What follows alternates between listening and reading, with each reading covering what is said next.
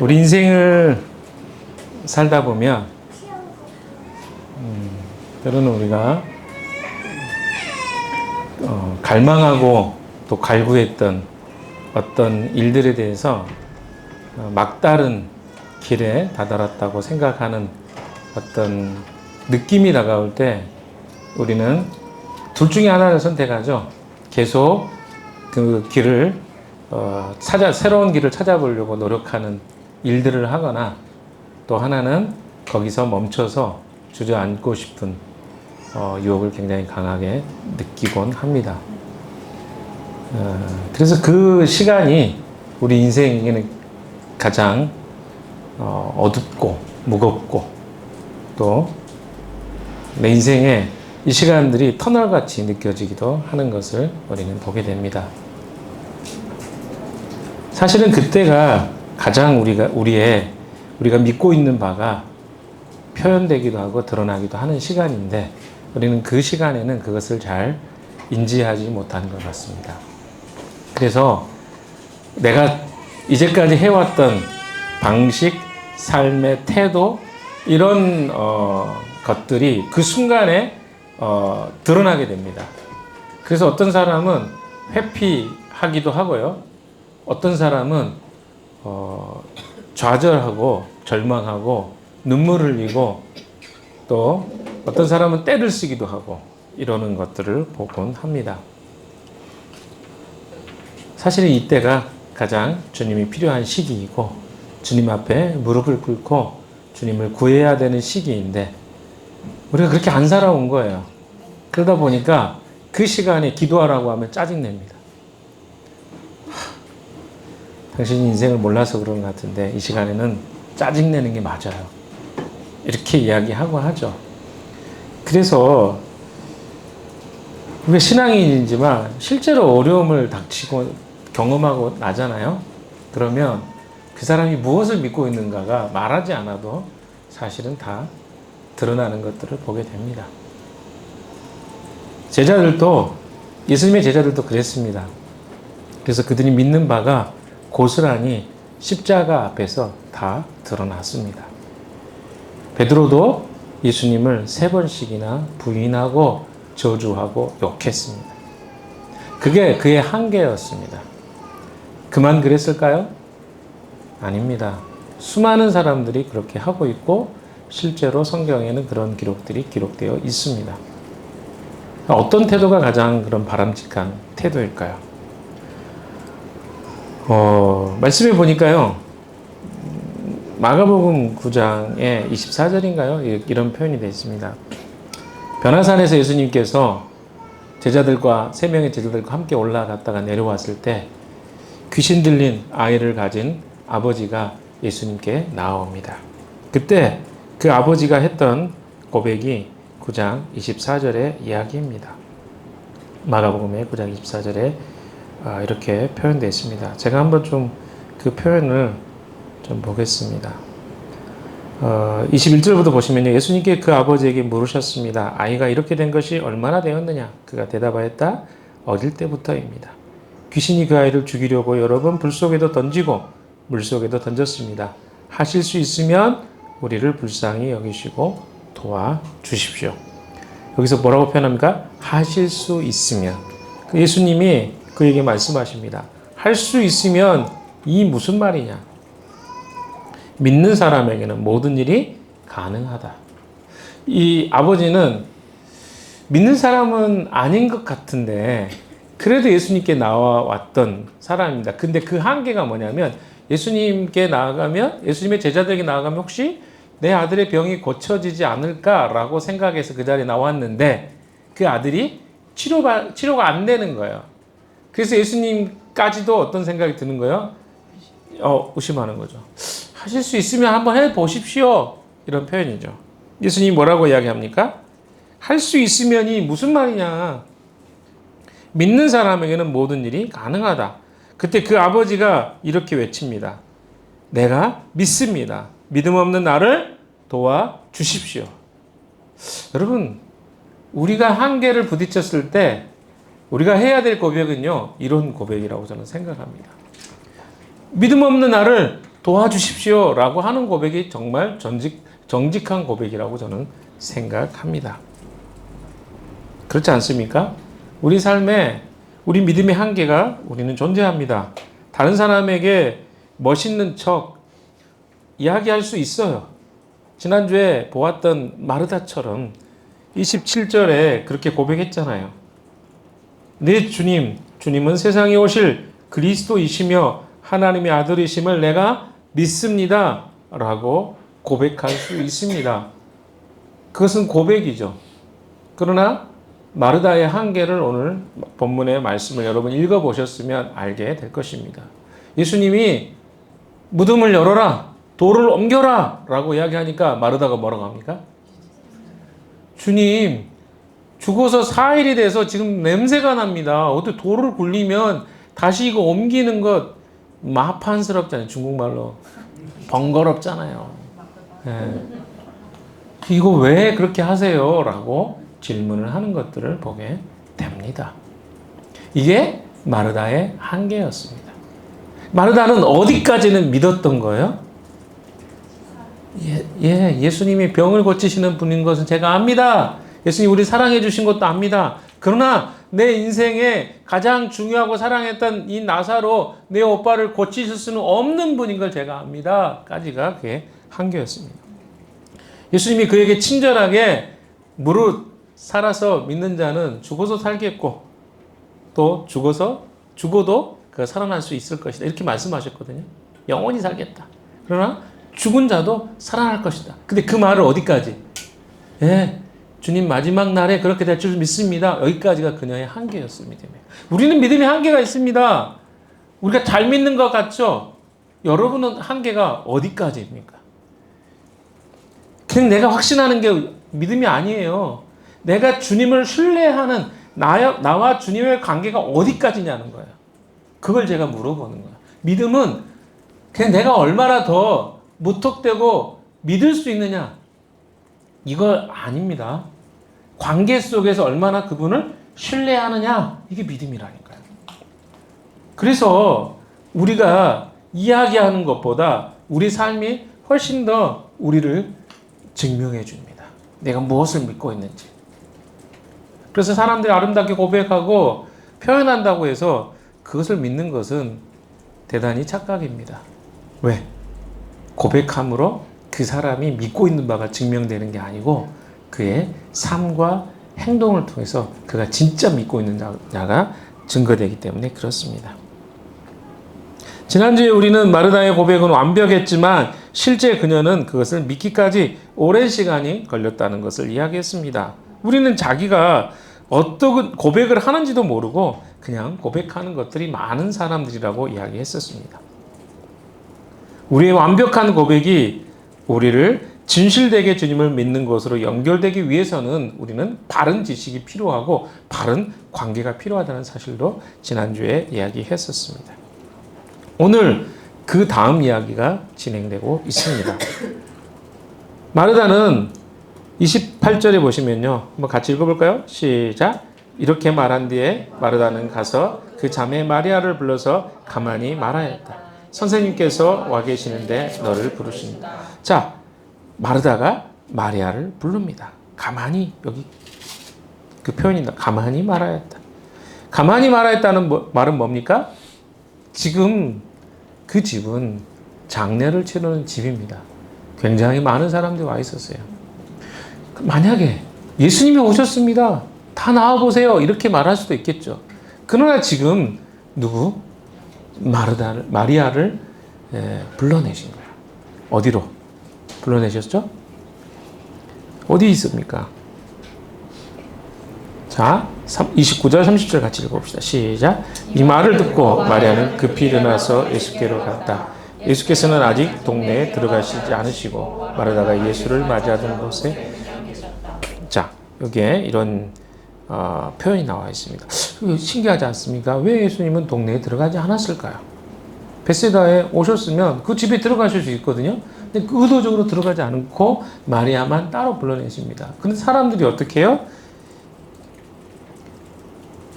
31절에 집에서 마리아와 함께 있으면서 그를 위로해 주던 유대 사람들은 마리아가 급히 일어나서 나가는 것을 보고 무덤으로 가서 울려고 하는 것으로 생각하고 그를 따라갔다. 무슨 이야기입니까? 이 사람들은 마리아가 예수님 예수님 부르셨다는 사실까지 잘 모르잖아요. 그래서 마리아가 또 오빠 생각나가지고 무덤에 가서 울려고 그런가 보다. 그리고 따라온 거예요.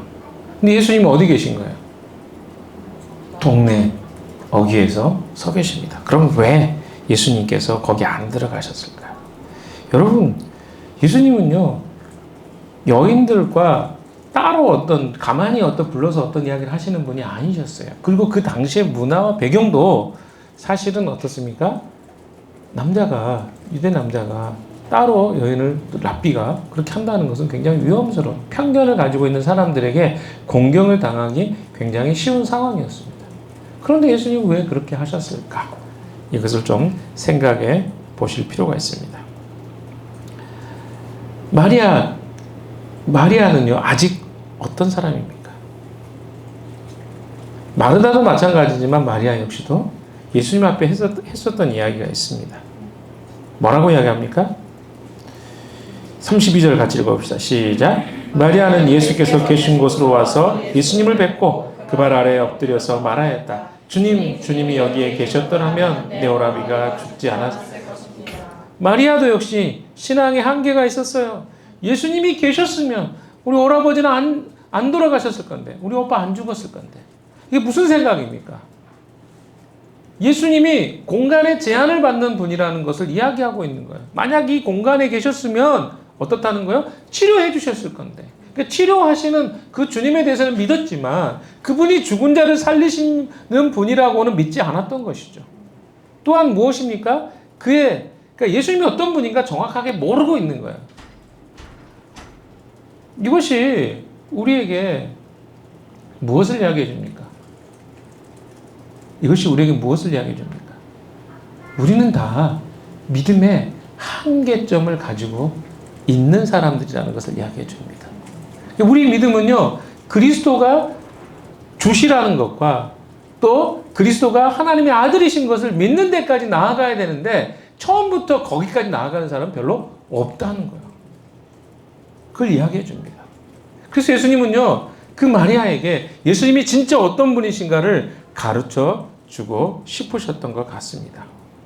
그래서 예수님께서는 아직 동네에 들어가지 않으시고 마르다가 예수님을 맞이했던 그곳에서 기다리고 계셨던 것입니다. 또 하나, 마르다를 맞았던 그곳에 계속 계셨던 이유가 뭘까요? 그 동네는 이미 죽음의 분위기로 가득 차 있었습니다. 나사로의 죽음으로 벳세다의 모든 사람들은 함께 슬퍼하고 있었습니다. 그런데 예수님은 그곳으로 들어가지 않으십니다. 자, 무슨 의미입니까? 예수님은 사망을 이기시는 거예요. 우리가 부활을 하셨다고 해서 사망 권세 이겼다고 하잖아요. 찬양 속에도 그런 고백이 있습니다. 예수님은 죽음에 굴복하고 그 나사로의 죽음을 위로하러 오신 것이 아닙니다. 여러분, 제가 이야기 드렸죠. 이 사건은 예수님이 십자가에 못 박히기 일주일 전에 있었던 사건입니다. 예수님은 이곳에서 무엇을 가르쳐 주고 싶었냐면 나사로의 사건이 단순히 한 사람의 죽음의 사건이 아니라 예수님의 죽음과 부활에 대해서 예고편처럼 가르쳐 주고 싶었습니다. 그래서 예수님은 그 죽음의 자리에 들어가지 않으셨습니다. 왜? 예수님은 살리러 오셨기 때문에 그렇습니다. 그 자리에 가서 예수님이 위로하고 있다면 거기서 뭘 하겠어요? 이미 돌에 묻혀 있습니다. 거기서 할 수 있는 게 아무것도 없는 거예요. 예수님은 그것 때문에 온 게 아니에요. 죽음에 고통받고 있는 사람들 위로하러 오신 게 아니고 죽은 자를 살리러 오신 거예요. 그래서 주님은 그곳에 들어가지 않으셨던 것입니다. 그럼 그런 의미들을 좀 생각해 볼 필요가 있습니다. 유대 사람들은요, 마리아가 나가는 것을 보고 따라 나왔습니다. 그래서 예수님이 마리아를 부르시니까 사람들이 같이 몰려 나온 거예요. 그 당시의 사람들은요, 그런 문화가 있었던 것 같습니다. 곡하는 사람들이 있는 거죠. 돈 받고 곡해주는 사람도 있었던 것 같습니다. 그것이 명예롭다고 생각했습니다. 왜? 많이 슬퍼하고 많이 위로해 주는 것이 그 돌아간 사람을 기억하고 추억하고 남아있는 사람들의 해야 될 태도라고 생각했던 것 같습니다. 제 아버지가 돌아가셨을 때 2009년에 저희 아버지가 돌아가셨거든요. 근데 그때 저희 이제 친척들이 많이 오셨는데 어머니가 울면 옆에서 같이 울어줘. 그 역할을 하시더라고요, 옆에서. 가족들이 하는 게 다른 거 아니에요. 올 때는 멀쩡히 들어오시는데 들어와서는 웁니다. 통곡하면서 옵니다. 우리나라 문화하고 굉장히 유대 문화하고 비슷한 것 같아요. 그래서 저도 어머니를 보면서 이게 우리나라 문화인가 할 정도. 왜 괜찮으시다가 갑자기 또 누가 와서 울면 같이 또 우시고 하는 거 보면서 우리 어머니는 대문자 T시거든요. 근데 그렇게 하시는 거 제가 조금 어떻게 생각을 해야 되나 고민했던 기억이 납니다.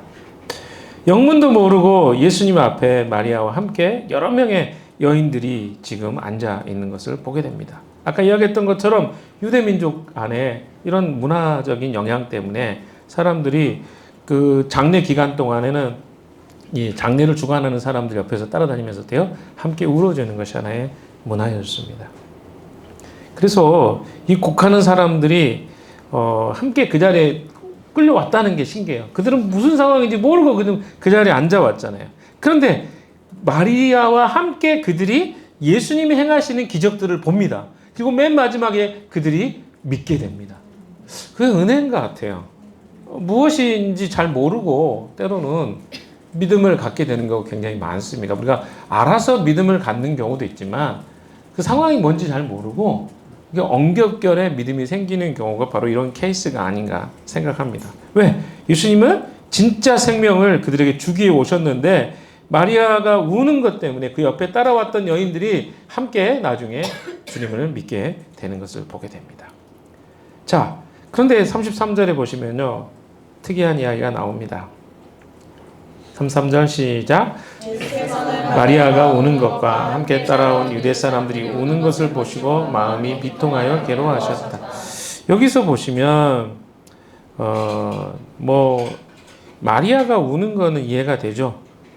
아마 마리아는 예수님을 보자마자 자기 오빠와 마르다와 마리아가 함께 교제하고 즐거웠던 시간들이 떠올랐을 가능성이 굉장히 높습니다. 그래서 그 오빠를 생각하면서 슬픔에 가득 차서 오빠에 대한 그리움으로 눈물을 흘렸을 것입니다. 그리고 따라온 사람들 어때요? 마리아 때문에 같이 운 거죠. 지금 앞에 통곡의 장면이 연출되었습니다. 막 우는 거예요. 서럽게 막 울어요. 소리를 내서 우는 겁니다. 이렇게 울었겠죠? 아니었을까요? 네, 제가 연기를 좀 거기까지는 못합니다. 근데 여기서 33절에 예수님께서는 마리아가 우는 것과 함께 따라온 유대 사람들이 우는 것을 보시고 마음이 비통하여 괴로워하셨다. 비통히 여기시고 개역개정에는 불쌍히 여기셨다고 기록되어 있습니다. 마음에 비통히 여기시고 불쌍히 여기셨다. 무슨 표현일까요? 비통이라는 단어는요, 해석해보면 분노했다는 뜻입니다. 분노. 불쌍히 여기셨다가 세번역으로는 괴로워했다. 다른 표현으로 이야기하면 분노하시며 괴로워하셨다라고 해석이 됩니다. 이 말을 좀 더 해석하면 마리아와 함께한 사람들의 죽은 자를 향한 눈물과 슬픔을 바라보시면서 예수님은 분노하며 괴로워하셨다라고 해석이 됩니다. 조금 더 감정 언어로 이야기해 볼까요? 이걸 묘사해 보면 예수님은 부들부들 떨면서 괴로워하셨다라고 해석이 됩니다. 왜 그러면 예수님은 부들부들 떨면서 괴로워하셨을까요? 왜 그랬을까요? 마리아 때문에? 거기 있는 유대인들이 울고 있는 것 때문에 그랬을까요? 라사로가 죽은 것이 슬퍼서? 아니겠죠. 왜 나중에 예수님 살릴 것 뻔히 아시는데 왜 그걸 그렇게 비통히 하셨을까요? 부들부들 떨면서 분노하셨을까요? 이것은요, 바로 그들의 눈물 때문이 아니었습니다. 죄의 문제로 고통받고 있는 인간의 모습을 주님이 직면하신 것입니다.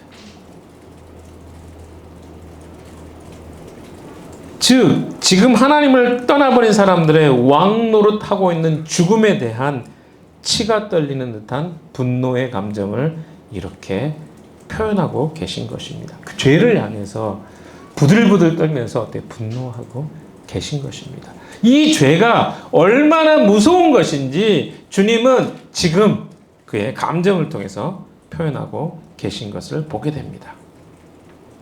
예수님은 그렇게 지금 죽음의 문제를 바라보고 계십니다.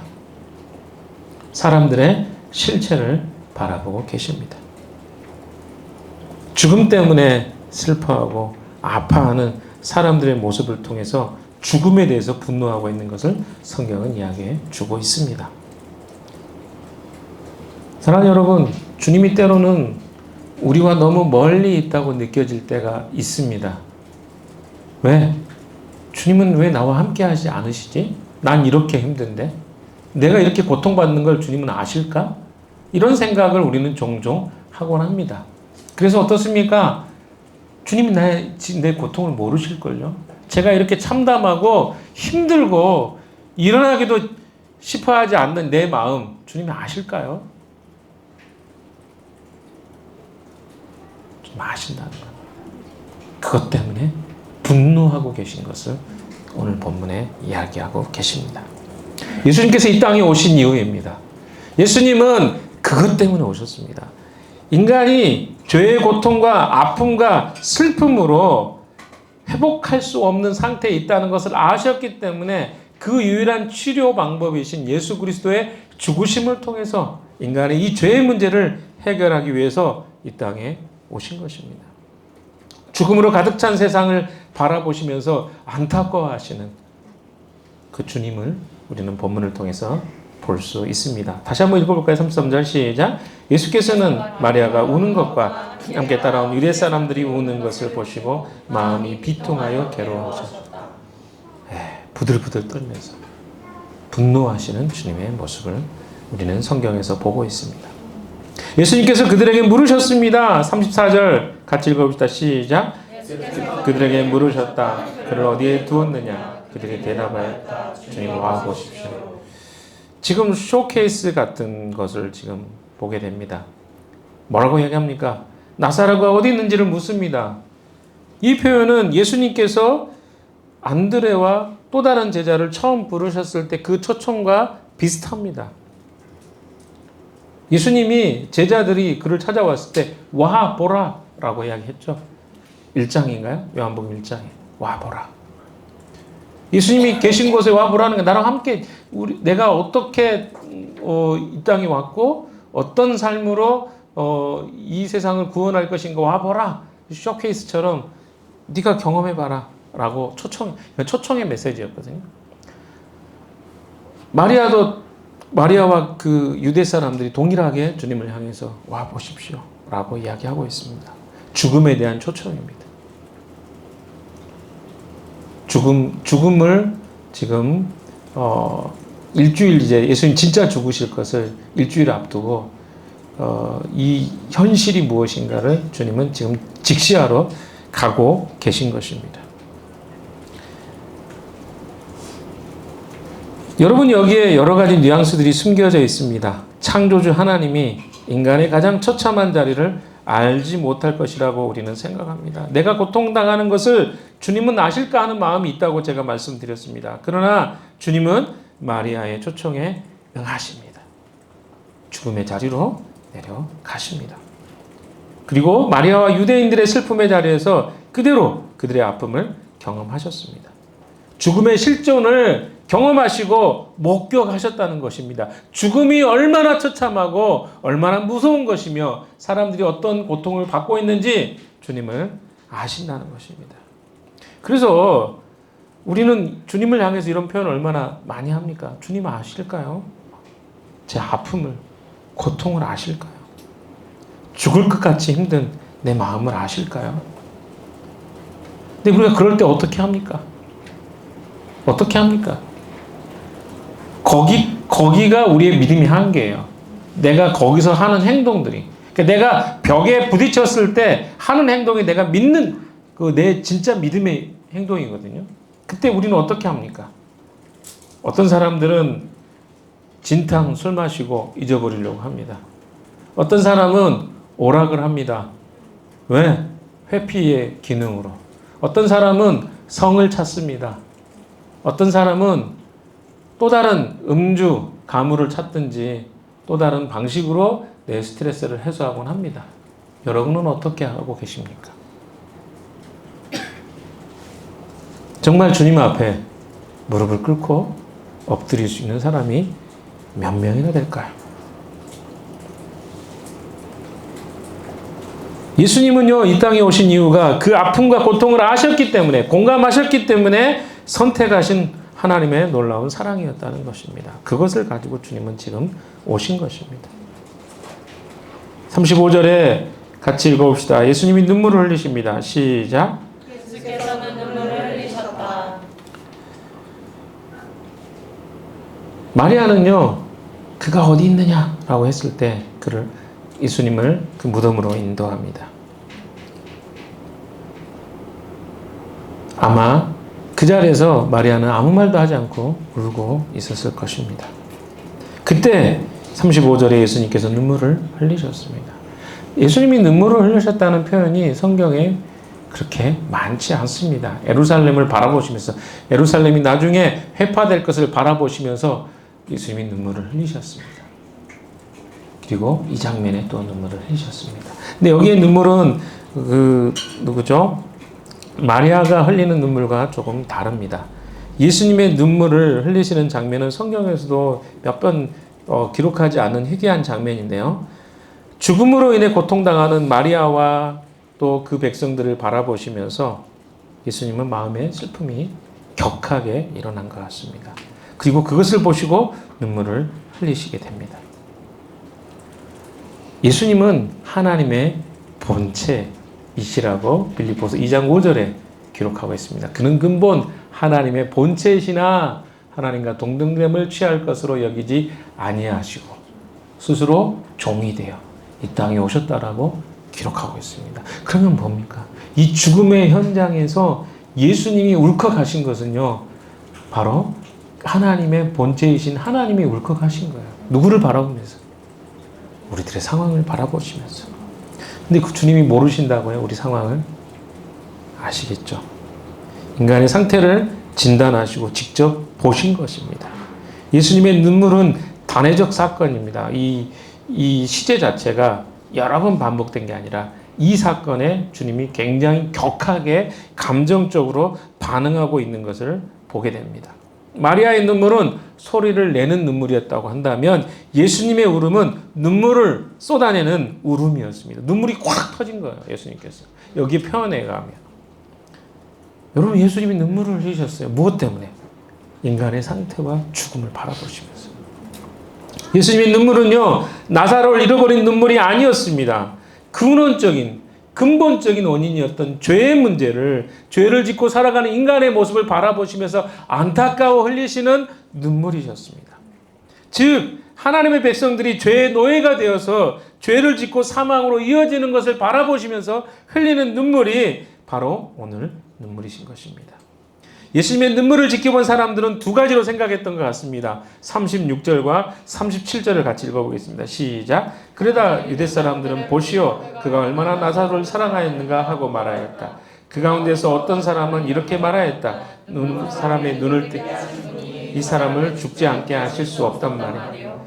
그러니까 예수님은 사람들에게 이런 생각을 갈 수 있죠. 아, 나사로를 정말 사랑했나 보다. 왜냐하면 오해를 했거든요. 이들은 나사로의 죽음 때문에 예수님이 눈물을 흘린다고 생각을 했기 때문에 그렇습니다. 잘못된 생각입니다. 예수님은 나사로를 살릴 것을 이미 계획하고 이 자리에 오셨잖아요. 왜 그것 때문에 눈물을 흘립니까? 아니란 말이에요. 예수님의 눈물은 인류의 죄에 빠져 죽을 수밖에 없는 인간의 처참한 상황을 바라보시면서 흘리는 눈물이었습니다. 그것이 타당하지 않겠습니까? 살아난 사람에서 왜 울어요? 그러나 그가 잠깐 살아야지만 다시 죽을 걸 아셨어요. 그러니까 이것은 인간의 죄 문제에 대한 본질적 죄의 문제에 대한 문제였어요. 그러니까 이 사랑은 단순히 나사로 한 사람을 향해서 사랑하는 마음으로 흘리는 눈물이 아니었습니다. 그들이 오해했어요. 그것은 바로 모든 인간을 향한 하나님의 마음이었어요. 하나님의 사랑이 요한복음 3장 16절에 이야기하고 있는 것처럼 하나님이 세상을 이처럼 사랑하사 독생자를 우리에게 보내주신 거 아닙니까? 하나님의 사랑이 이렇게 독생자를 보내셨다고 이야기하고 있습니다. 하나님의 사랑 때문이지 어떤 한 사람을 특별히 더 사랑하고 누구는 덜 사랑하고 이렇게 하지 않는다는 것입니다. 이것이 첫 번째 그들이 가지고 있었던 오해였습니다. 두 번째 오해는 무엇입니까? 37절 말씀하고 있는 것처럼 눈먼 사람의 눈을 뜨게 하신 분이 이 사람을 죽지 않게 하실 수 없었단 말이에요. 이 말은 무슨 말입니까? 그들의 한계가 또 드러납니다. 그들의 생각은 무엇입니까? 그러니까 육체적으로 죽지 않으면 뭐라고 생각해요? 그게 복이라고 생각해요. 그게 전부예요. 무슨 말입니까? 이 사람들의 그 인식의 한계가 뭐냐면 눈먼 사람의 눈을 뜨게 하신 그렇게 능력 있는 분이 왜 이 사람은 죽는 걸 못 막으셨지? 라고 하는 거예요. 예수님이요 오신 것은 사람을 예수님 옆에 있기만 하면 뭐 영원히 죽지 않고 살려주겠다 그게 아닙니다. 진짜 오신 이유는 그냥 그 생명의 의지가 아니라 영원한 생명을 주기 위해서 이 땅에 오셨는데 이들의 관심은 뭡니까? 그렇게 능력 있는 분이 왜 저런 것도 못 고쳐? 이런 거죠. 마치 십자가에 예수님께서 못 박히셨을 때 사람들이 예수님을 향해서 이야기했던 이야기입니다. 당신이 메시아라면 내려와 보십시오.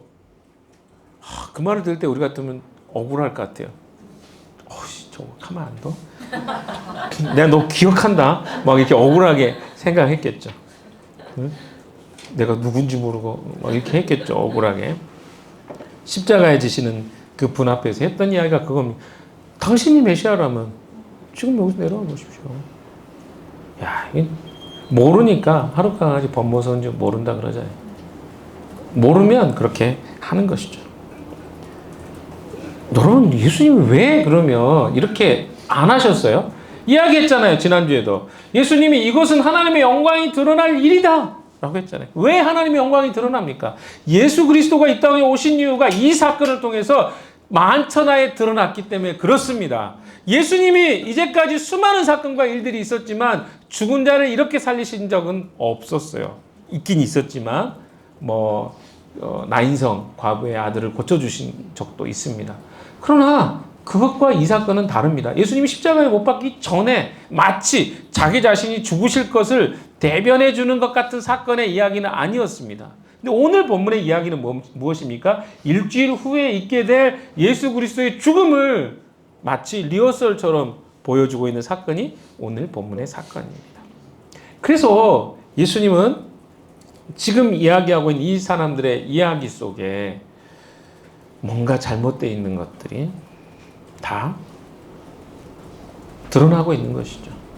그들이 얼마나 잘못된 생각을 하고 있는지. 예수님은요, 능력이 없어서 죽은 것이 아닙니다. 그 길만이 유일한 길이었기 때문에 그 일을 행하신 것입니다. 예수님은 스스로를 뭐라 그래요? 내가 생명을 내어 주었기 때문에 그들이 내 생명을 취하는 것이라고 이야기합니다. 그러니까 뭐냐면 능력이 없어서 어쩔 수 없이 붙잡혀서 죽으신 것이 아니라는 거예요. 뭡니까? 예수님 자신이 그들에게 자신의 고난을 내려놓고 죽으러 가신 거예요. 아시겠어요? 지금 이 사람들의 질문은 뭡니까? 능력이 없으셔서. 아니요. 예수님께서 그렇게 하지 않은 이유가 있었다는 거죠. 왜? 하나님이 어떤 분이고 예수 그리스도의 죽음이 어떤 의미가 있는지를 가르쳐 주시려면 이 일밖에 없었던 거죠. 사람들은 안 죽으면 좋은 그런 거라고 생각했어요. 그래서 지금도 우리는 그렇지 않습니까? 우리 안에 어떤 일들이 일어날 때 슬픈 일이 없고 아픈 일이 없으면 인간의 삶은 괜찮은 거라고 생각합니다. 그렇죠. 사실 우리가 생각할 때는 그렇지 않습니까? 어떤 일도 없을 때 우리는 편안함을 느낍니다. 안전하다고 느낍니다. 그렇게 느끼잖아요. 그래서 우리는 계속 그 상태를 유지하고 싶어 합니다. 그런데 한번 질문하고 싶습니다. 여러분 인생을 살아갈 때 어떻게 한 번도 아프지 않고 한 번도 고통을 안 당하고 어려운 일이 없을 수 있겠습니까? 물론 확률적으로 우리가 살아왔던 경험적으로 나이가 먹은 사람들이 조금 더 많이 아플 수 있고 어려운 일을 당할 수 있습니다. 그러나 여러분 아시잖아요. 우리가 그것을 어떻게 장담합니까? 응? 내가 오늘 무슨 일이 일어날지, 내일 무슨 일이 일어날지 어떻게 합니까? 우리 사고 있었잖아요. 교통사고 나가지고 죽었으면 어떨 뻔했어요. 여러분 교통사고 나서 죽다 살아났지만 여전히 우리 싸우는 건 싸우잖아요. 이 인간이 그래요. 약합니다. 내가 제2의 인생인 것처럼 살잖아요. 우리 그때 사고 났던 친구들. 근데 그런다 그래서 내 고집 없고 내가 다 내 걸 다 버리고 삽니까? 또 그렇게 살잖아요. 아웅다웅하고. 인간이 그런 삶이에요. 인간은 반드시 우리 앞에 뭐가 옵니까? 위기가 와요. 인생에 어려움이 온다니까요. 내가 지금 안 아픈 것이 영원히 안 아픈 게 아니라 우리 반드시 아파요. 죽게 돼 있어요. 이게 인간이 정해진 순리란 말이에요. 우리가 지금 나이가 젊기 때문에 덜 그 가능성이 있을 뿐이지 우리 삶은 반드시 그런 어려움이 있을 수밖에 없다는 겁니다. 근데 우리가 마치 영원히 그런 일이 없을 것처럼 그거 없으면 행복한 거고 그런 일이 생기면 불행한 거라고 생각하는 것은 어디서 왔냐는 거죠. 인간의 잘못된 생각입니다. 이들이 그런 생각을 하고 있었던 것입니다. 예수님은요, 이유가 있었어요. 그렇게 하신 이유가 있었다는 것입니다. 38절 같이 한번 볼까요? 38절 시작. 예수께서 다시 속으로 비통하게 여기시면서 무덤으로 가셨다. 무덤은 동굴인데 그 어귀는 돌로 막아두었다. 여러분, 두 번째 예수님이 비통히 여기셨으며 분노하신 거죠. 사람에 대한 분노가 아니라 속으로 하셨잖아요. 누구에 대해서? 죄와 죽음과 사망에 대해서. 부들부들 떨면서 무덤에 가십니다. 무덤은 동굴인데요. 그 어귀를 돌로 막아두었습니다. 예수님 무덤도 그랬잖아요. 이때 마르다가 뜬금없이 등장합니다. 39절 같이 읽읍시다. 시작. 예수께서 돌을 옮겨 하시니 죽은 사람의 그의 마르다가 말하였다. 주님 죽은 자 나흘이나 되어서 벌써 냄새가 납니다. 마르다가 여기서 왜 등장합니까? 돌을 옮겨 놓으라고 이야기하는 거예요. 돌을 옮겨 놓으라는 치워버리는 거거든요. take away 하는 거예요. 영어로 보면. take away 하면 가져가, 우리 영어에서 표현을 여기 가지고 있는 걸 머리 던져버리는 거거든요. 던지려고 하는데 누가 막는 거예요? 마르다가 막는 거예요. 왜 막고 있습니까? 합리적이라고 생각하는 생각으로 막고 있어요. 뭐가 합리적입니까? 마르다 입장에서는 주님 냄새 납니다. 사흘이나 됐어요. 아까 고백했던 그 고백이 다 거짓말인 거예요. 쉽게 이야기하면 뻥친 거예요. 왜? 자기 믿지 않으면서 주님 말씀하시니까 믿습니다 라고 했거든요. 근데 실제로는 뭐예요? 안 믿은 거예요. 그리고 뭐라고 해야 합니까? 주님 사흘이나 됐어요. 냄새 나는데 그거 열었다가 그거 또 닫으면 일 아닙니까? 그거 왜 그렇게 하세요? 이 질문인 거예요. 자, 누가 여기서 맞습니까? 아니, 합리적인 건 마르다 아닙니까? 냄새가 이미 났고, 그러면 사람 생각에는 뭐예요? 냄새 난 건 이미 죽은 지 오래됐고, 그거 해가지고 변화 없을 거고, 이 생각이 우리 다 그렇게 생각할걸요? 맞아요. 예수님 거기 몇 명이 붙어가지고 돌멩이 굴려야 되는데, 그거 또 해요? 땀나게. 우리 중동이잖아요. 응? 이런 거예요. 쉽게 이야기하면. 그래서 마르다가 거기서 예수님 앞에 딱 길을 막고, 길막하고, 마르다는 길막 잘하는 사람이에요. 과거에도 예수님 가르칠 때 길 막고 예수님 마리아 일 좀 시켜주십시오. 예수님 가르치고 계신데 그 길막했던 여인이 성격 어디 안 갑니다. 마지막 오빠 앞에 오빠가 살아나는 순간인데 그걸 막고 있는 사람이 누구예요? 마르다. 우리의 믿음이 때로는 주님이 일하시는 것을 막기도 합니다. 왜? 우리가 합리적이라고 생각하는 것이 주님 앞에는 합리적이지 않아요. 여러분 합리적이라는 게 뭡니까? 내가 경험한 사고와 생각 속에 합리적인 것 뿐이죠. 주님의 창조주로서 하시는 일을 우리가 방해할 수도 있다는 것. 그 합리적이라는 생각이. 그렇지 않습니까? 커먼 센스라는 것도요. 상식이죠. 공통이 가지고 있는 센스라는 거 있잖아요. 공통의 센스니까. 그러니까 뭡니까? 다 그렇게 갖고 있는. 근데 커먼 센스가 서로 달라요. 한 집단 다르고 집단 다르고 국가 다르고 그렇잖아요. 우리나라하고 일본하고 서로 커먼 센스가 다르잖아요. 그 독도 가지고 맨날 싸우잖아요. 근데 우리나라 사람들 중에도 일본하고 커먼 센스가 같은 사람들이 있어요. 그리고 우리가 그런 사람들이야 친일파라고 말을 하는데 커먼 센스잖아요. 그들이 가지고 있는 생각과 한국 사람이 가지고 있는 생각의 사고가 다르기 때문에 생각이 다릅니다. 여러분 무슨 말이에요? 이게 사고가 다르면 거기서 가치 충돌이 되는 거야. 주님과 우리하고 같아야 되는데 커먼 센스 같아야 되는데 지금 뭐예요? 다른 거예요. 그래서 마르다가 뭐 하고 있는 거야? 예수님을 길막하고 있는 거예요.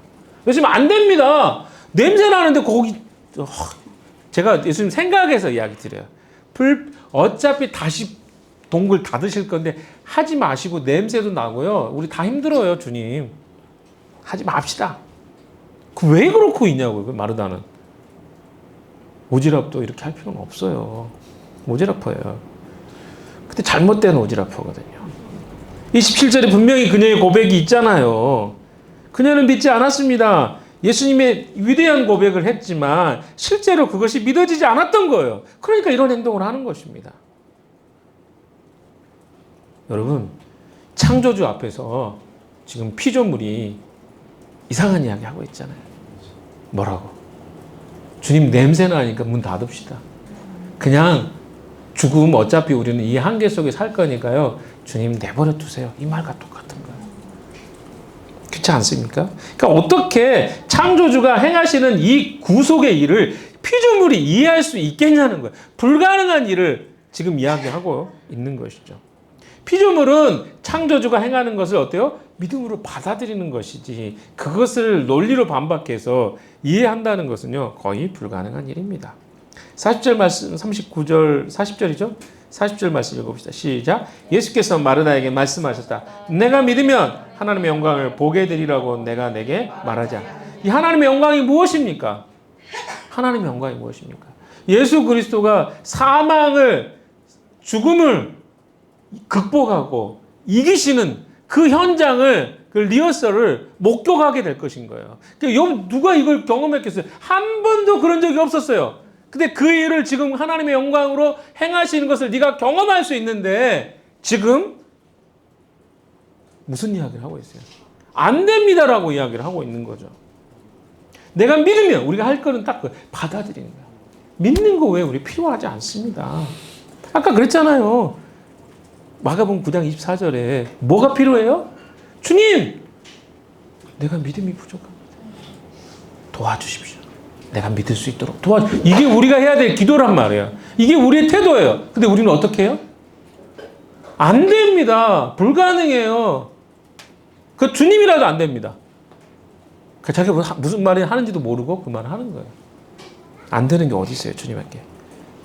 그러니까 중요한 건 뭐냐면 우리가 하려고 하는 건가 주님이 하시려고 하는가 구별이 필요합니다. 그런데 주님이 진짜 하시는 일은 우리가 막아설 수가 없는 것입니다. 40절에 이야기하잖아요. 예수님께서 말씀하신 것은 지금 믿는 자에게 죽은 자의 살리심을 나타낼 수 있는 능력이 주님께 있다는 것을 주님은 이야기하고 있습니다. 그런데 마르다는 절대로 이해할 수 없는 영역이었죠. 41절도 같이 읽어봅시다. 시작.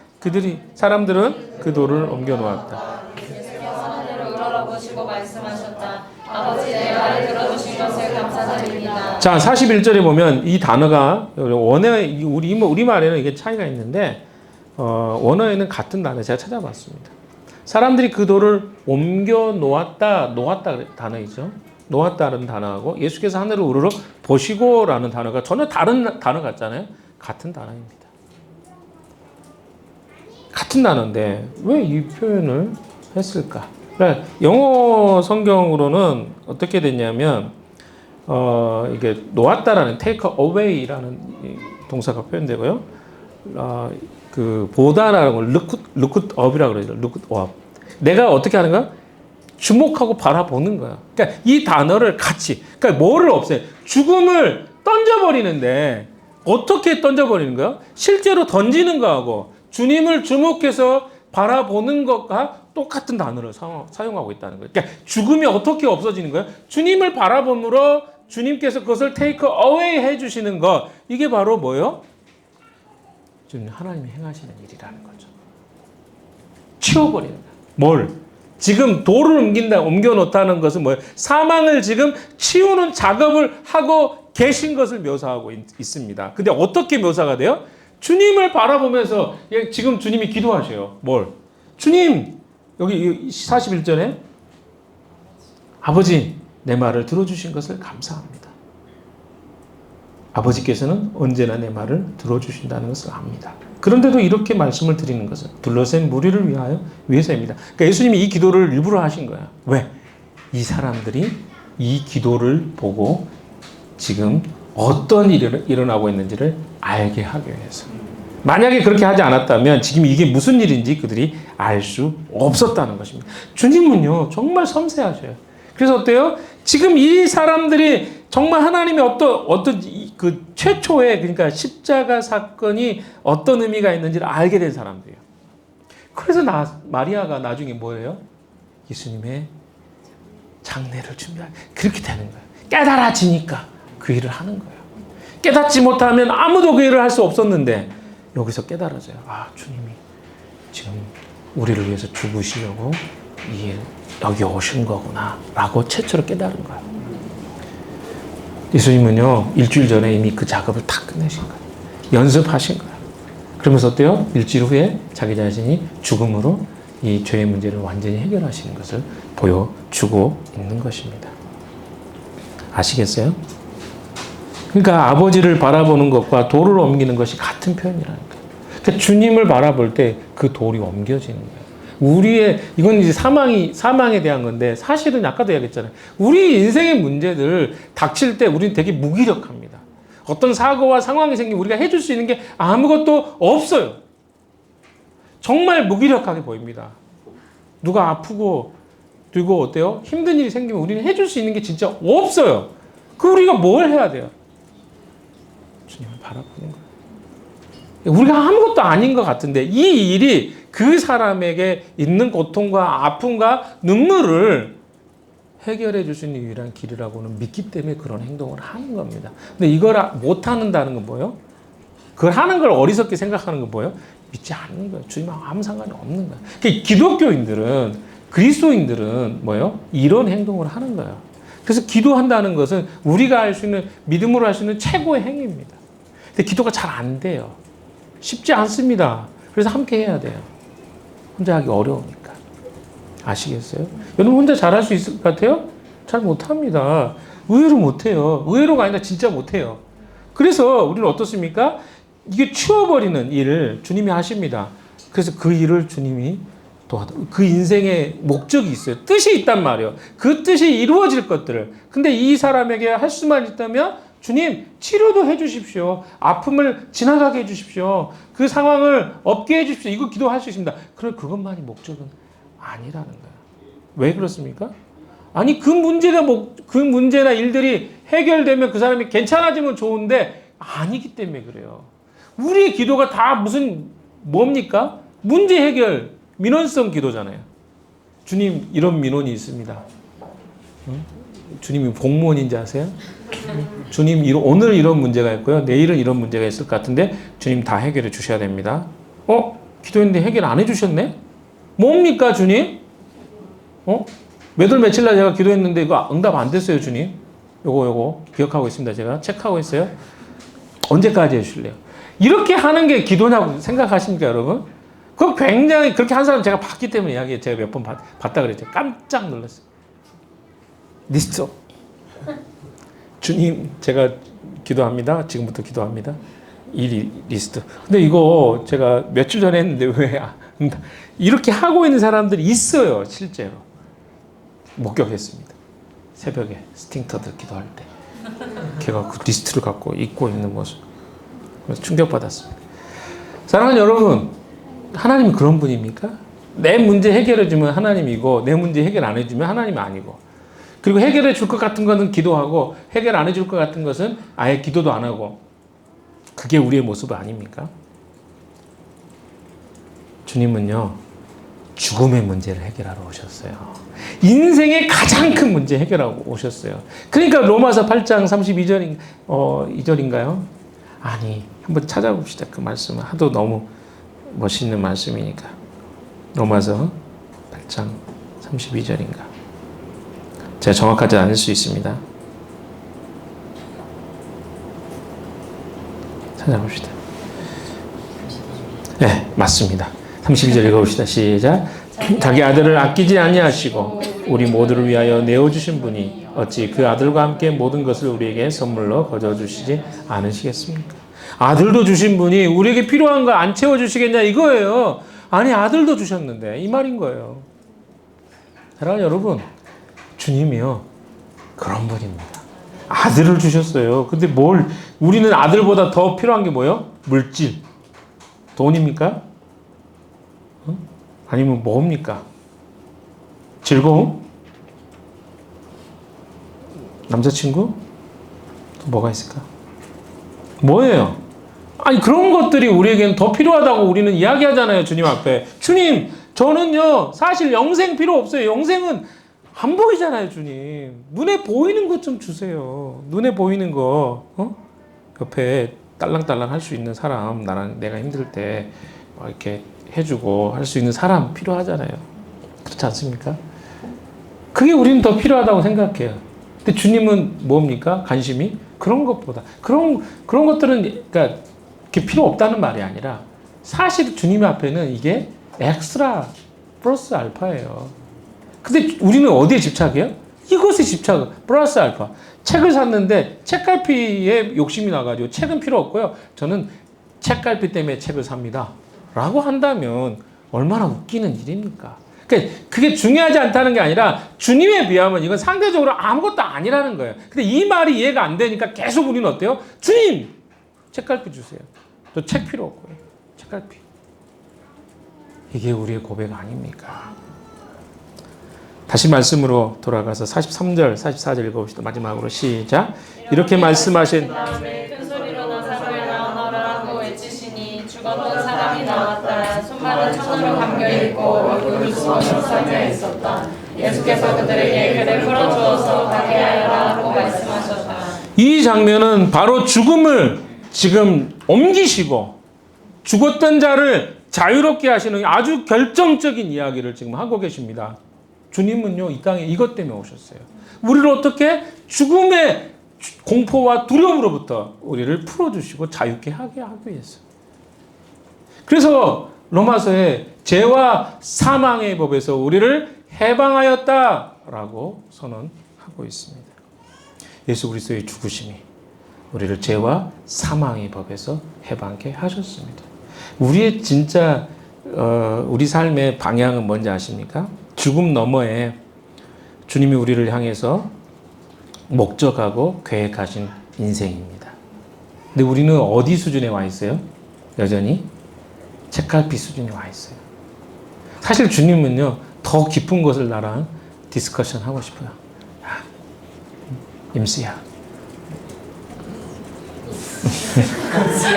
야, 나는 이런 생각하고 있다. 넌 어떠니? 난 너랑 이런 일 하고 싶은데.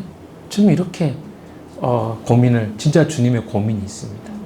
예수님은 요한복음 14장 나중에 보시겠지만 12장인가 14장인가 정확하게 기억 안 나는데 이 땅에 우리를 남겨준 이유가 있어요. 주님이 하셨던 것보다 더 큰 일을 우리에게 맡겨주시기 위해서 이 땅에 우리를 남겨주셨어요. 아니, 우리가 죽어서 천국 가는 것이 목적이라면 우리를 굳이 남겨둘 이유가 없습니다. 요한복음 17장 예수님께서 이 땅에 남겨진 백성들에서 기도하는 것을 통해서 그들을 통해서 하실 일이 있다는 것을 말씀하십니다. 우리에게는요, 정말 주님이 하고자 하는 엄청난 일들이 있는데 창조주의 플랜이 있단 말이에요. 가스 플랜이죠. 하나님의 계획이 있어요. 근데 이 계획 속에 우리를 뭐 하고 싶어요? 참여시키고 싶어요. 그런데 우리가 준비가 안 됐어. 나의 관심이 어디에 있어요? 책갈피만 있어요. 주님, 저는요, 저기 물 깊은데 그런 거 관심 없고요. 전 튜브 타고요. 여기 아래 가장자리만 있겠습니다. 필요 없다고요, 주님. 왜 자꾸 저를 깊은 곳으로 끌고 가세요? 안 한다고요. 이 정도면 만족한다고요. 이게 우리 생각이에요. 아니 창조주이신 그분이 우리를 그의 나라와 그의 나라를 세우는 일에 참여시키고 싶은데 우리는 고작 하는 일이 뭐예요? 동네에서 구멍가게 하나 하는 거. 내 소원입니다. 평생 이렇게 살 거예요. 아니 이거는 내 꿈일 수는 있어요. 근데 주님이 우리의 아버지라고 한다면 주님이 나를 그 일에 하나님 나라의 그 일꾼으로 동참시키기 원한다면 주님만큼 꿈을 꿔야 되는데 우리가 꿈을 꾸지 않으니까 주님이 우리와 이야기할 게 별로 없는 거예요. 그냥 우리는 평범하게요. 그냥 집에서 그냥 전세라도 좋고요. 아니 월세라도 좋습니다. 주님. 사랑하는 님과 함께 그냥 주말에 어디 놀러 가서 재밌게 놀다가요 20, 30년 그렇게 보내고 싶습니다. 그러다가 한 60대 70대 되면 그때 신앙생활 한번 열심히 해볼 거예요. 주님. 굉장히 많은 크리스찬들이 그렇게 살고 있습니다. 젊은 사람들 중에 주님의 나라를 위해서 내 삶을 헌신하고 내 삶을 드리겠다고 하는 사람이 얼마나 있나요? 그러니까 우리 교회 우리 다 알잖아요. 우리가 그렇게 별로 그렇게 열심히 있는 사람들 아님에도 불구하고 대단해 보이는 거예요. 이건 역설입니다. 그만큼 어때요? 이 나라에 대한 관심이 없다는 거예요. 하나님 나라에 대해서 아무도 관심 갖지 않으니까 우리 같이 그렇게 특별해 보이지 않는 사람들이 대단해 보이는 거예요. 놀라운 일입니다. 여러분, 하나님은요, 인류를 구원하는 계획 속에 이 땅에 오신 거예요. 한 개인, 나사로 한 사람, 그 사람 소중하죠. 그러나 어때요? 죽었다 살리는 게 목적이 아니었어요. 영원히 하나님과 살도록 만들고 싶어서 이 땅에 오신 거예요. 그 죽음을 헛되게 여기지 맙시다. 그리고 하나님은 지금도 그 일을 성령과 더불어서 우리와 함께 하기를 원하십니다. 근데 우리는 고작 내 일과 내 문제가 생기면 거기에 낙심하고 주저앉고 앉아버리고 더 이상 못 가겠다고 소리치고 있지는 않습니까? 물론 우리 일도 중요합니다. 해결해야 돼요. 그러나 우리가 늘 그러고만 있다면 이건 문제가 좀 달라진다고 생각합니다. 우리에게 믿음이 없을 때 우리가 필요한 것은 무엇입니까? 마가복음 9장 24절에 이야기한 것처럼 주님, 믿음이 없는 자에게 믿음을 주시도록 도와주십시오. 제게 믿음을 더해 주십시오. 주님, 제 믿음을 도와주십시오. 제가 주님을 믿을 수 있게 해주십시오. 이게 우리가 드려야 될 기도 아닐까요? 그럴 때 하나님이 여러분을 또 저를 우리 공동체를 사용하지 않을까 저는 그런 기대를 해봅니다. 여러분 인생에 힘든 일이 있습니까? 최근에 여러 가지 일들이 많이 있습니다. 저에게도 여러 가지 일들이 있고 또 여러분도 다 지금 뭐 공동체 안에 있었던 일 때문에 낙심도 되고 또 뭔가 새로운 일을 해보려고 할 때 힘이 빠지는 것도 있는 것 같습니다. 그러나 여러분 거기서 우리가 멈춰 있을 수 없어요. 왜? 주님은 우리가 거기에 멈춰서 계속 앉아 있으라고 그렇게 말하고 있지 않습니다. 주님을 바라보라고요. Looked up 하라고 말합니다. 바라보시면 주님이 해결해 주셔야 돼요. 내가 해결하려고 애쓰니까 이 문제가 생긴 걸 내가 막 노력하고 애쓰니까 해결이 안 되는 거예요. 주님, 이 문제 해결해 주세요 라고 주님을 바라보는 이 일을 안 하니까 거기 해결이 안 되는 거 아니겠어요? 사랑하는 여러분, 이 한 주간은 주님을 좀 바라봅시다. 고개만 들면 돼요. 주님 앞에 무릎을 꿇고 고개를 들고 주님 바라보면 문제가 아니라 그것은 주님이 하실 일입니다. 근데 자꾸 내가 그거 옮기려고 하니까 가지 맙시다. 주님 번거롭잖아요. 주님 이렇게 말하는 거죠. 주님이 하실 수 있도록 우리는 믿음으로 순종하고 내 믿음이 안 생길 때 주님 도와주십시오 라고 하면 그때 주님이 일하십니다. 주님 아셔요. 우리 상황. 여러분 힘들지 않다는 게 아니라 어려운 것도 다 아시고 문제도 다 아십니다. 그 문제 해답을 주님이 가지고 계시다는 것을 기억하고 주님을 의지하는 한 주간 되시기를 우리 주님의 이름으로 축원합니다. 기도합시다. 하나님, 그렇습니다. 우리의 문제를 아시는 주님께서 우리 문제 안에 어떻게 해답을 가지고 나아갈지도 가르쳐 주시는 분이신 것을 믿습니다. 한 주간 주님을 바라보고 기도함으로 나에게 닥쳐진 문제들이 하나씩 해결받고 우울하고 답답했던 기운들이 사라지고 기대하고 소망하는 기운으로 바뀌게 해 주시옵소서. 예수님 이름으로 기도했습니다. 아멘.